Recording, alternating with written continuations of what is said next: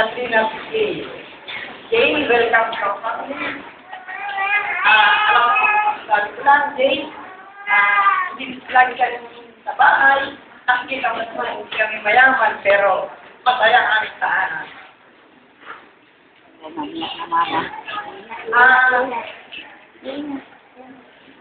Naiiyak ako kasi natatawa ko. Kasi bukod sa asawa ko, mga anak ko, ang pinangarap kong lalaki ng mga asawa ko, nagpapad, ang pangarap ko mga anak ko na lalaki, kahit pamangkin ko, ganun din ang mga malugas ko. Si Ray at si Jay. At si Jay,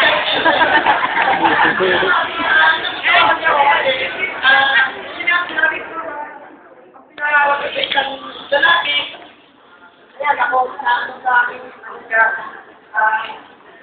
Aray ang Jay. Aray ang Jay. Jay daw din.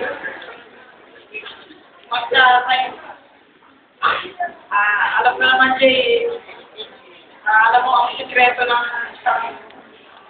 isang pagpunlad o isang hindi naman pagpunlad lamang o isang pagsasama ng isang matatag ng isang pamilya ay ang lagi kasama ng Panginoon Diyos. Kailangan niya rin isipin ko lang yung pagkasama. Yun na sabi kanina ni Father. Katrina, kung isang buwan kayo, nagagalit ka kay Jay. Kung lagi ito, hindi ka magagalit dahil ang pangalan ni Jay. Di ba minsan pag nagagalit ka, tatawagin mo ng gusto. Pero napaka-isip magalit eh. Parang tawag mo. Kaya, tuwan naman ako. Sana,